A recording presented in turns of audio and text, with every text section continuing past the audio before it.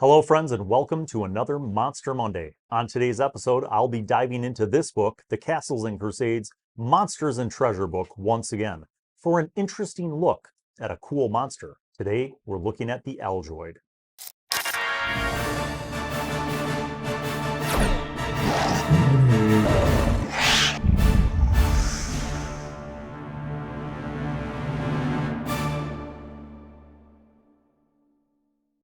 The Algoid can be found on page 19 of your Monsters and Treasure book.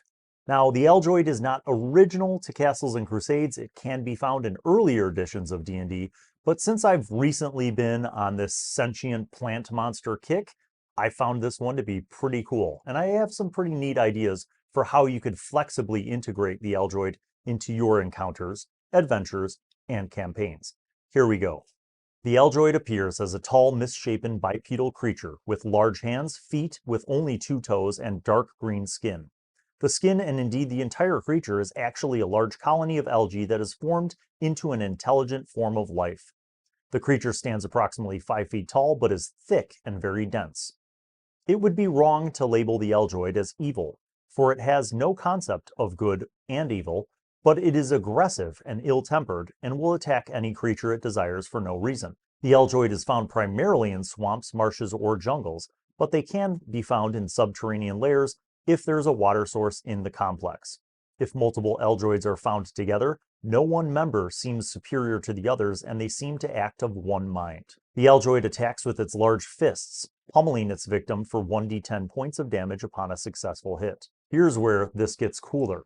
The Algoid has a ton of resistances to different types of damage attacks and to magic.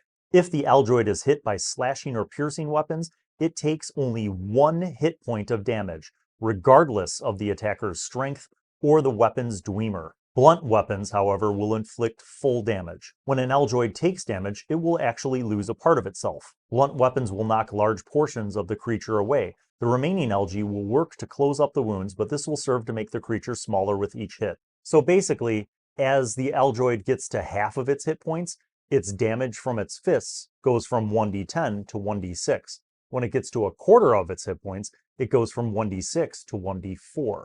So it's progressively smaller and capable of doing less damage. The Algoid is immune to almost all spells.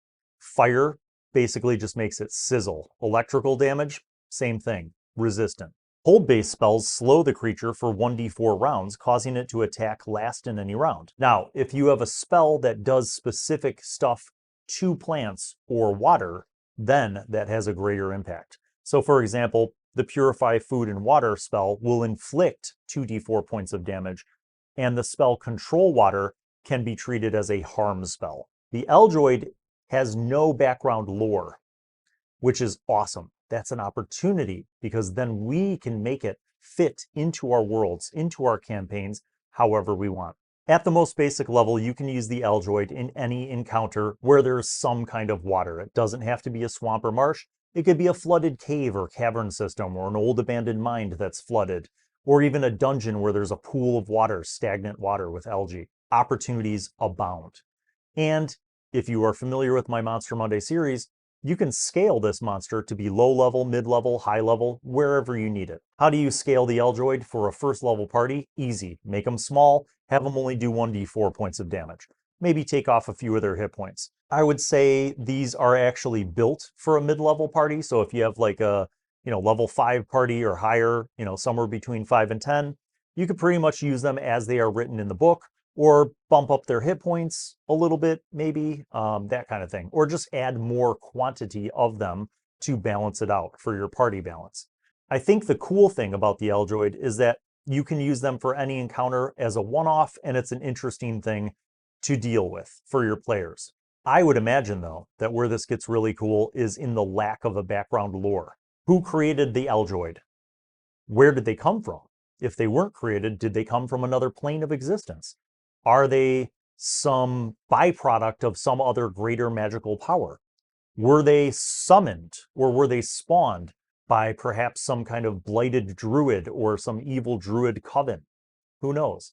Maybe an ancient civilization created the Algoids. So there are lots of opportunities for you to throw them into any encounter without much explanation. But to tie them into an adventure, you need that seed of a story. And I think that mystery about where they come from is the secret, right?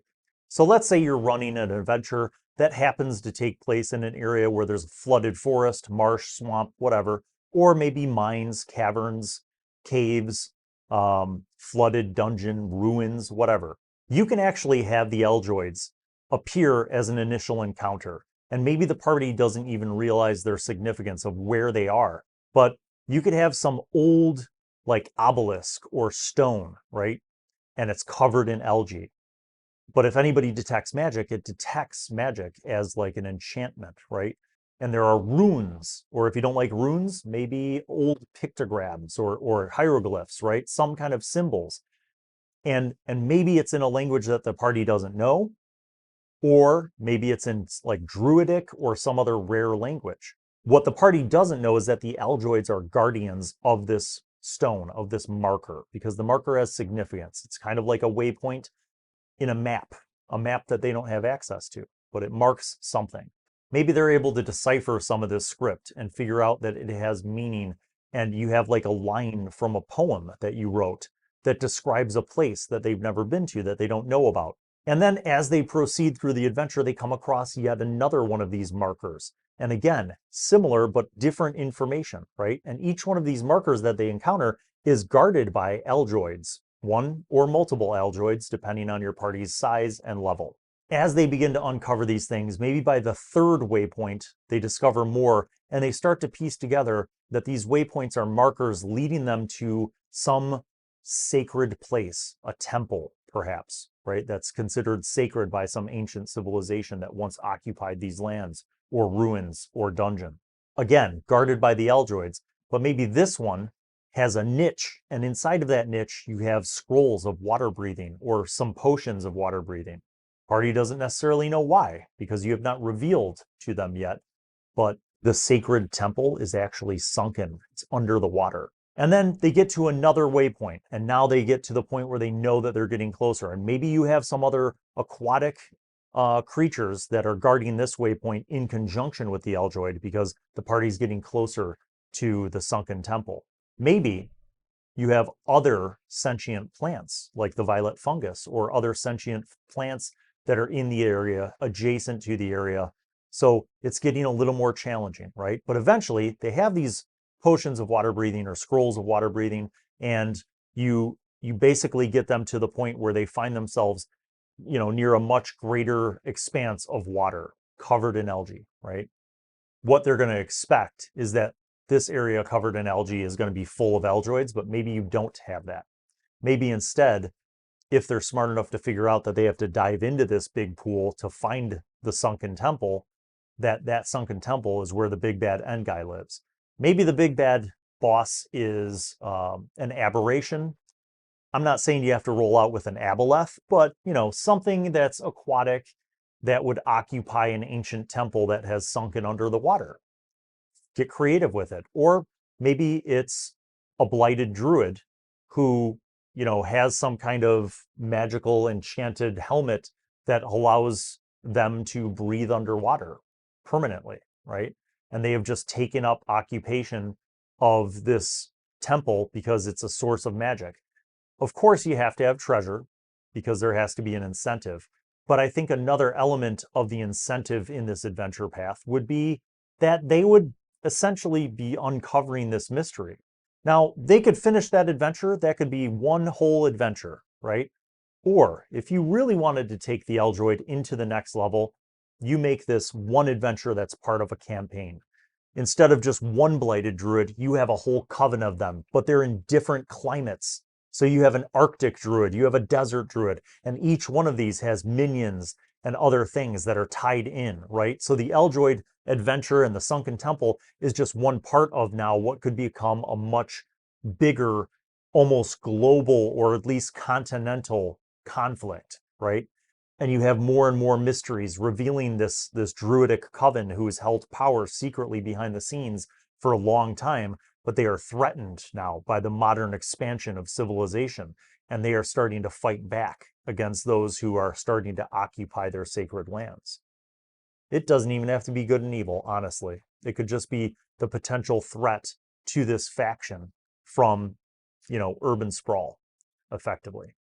So there are a lot of different ways to integrate the Algoid into your encounters, into your adventures, and even to tie it as part of a thread in a much bigger campaign hook.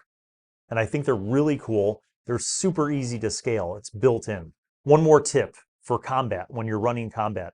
The Algoids have their 2 fists to pummel and attack, but you could also complicate the combat a little more and make it challenging for your players by having the Algoids grapple some of the players and pull them underwater. Because now that you have a few of the characters underwater, they're going to be challenged, right? The clock is ticking. They're going to have to start making con saves to hold their breath while they're being grappled or in combat. And then the other party members are going to have to decide, are they going to dive in and try to rescue or save their compatriots? I like making things a little more complicated other than just basic roll to hit and roll damage. And that's one way that you can easily do that with these fantastic creatures. I hope that you have found this informative and maybe even entertaining, and that you would consider liking and subscribing. If you have subscribed already, thank you. I appreciate all of the support. Make sure that you click on the notifications bell and select all so that you don't miss any new videos coming out on the channel. Lastly, if you have a few bucks to spare every month and you'd like to continue to support my work, you can support me on Patreon. Just go over to patreon.com/BillAllenWorld and choose the tier that works for your budget. I appreciate everything that you guys do to support the channel, and I wish you happy gaming. Peace out.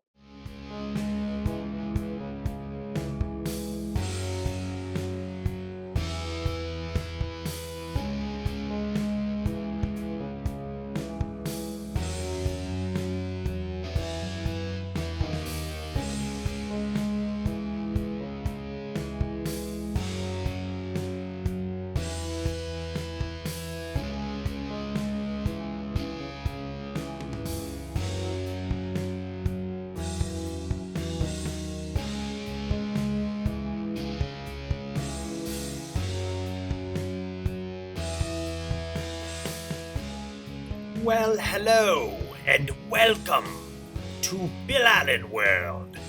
I am Wizzy, the Wizard. I'm back once again to remind you to subscribe and click on the notifications button, and also watch videos that are over there. Tune in to the next episode of whatever show you are just watching, and watch other shows featuring Bill. He made me say that because he's a narcissist. Okay, bye.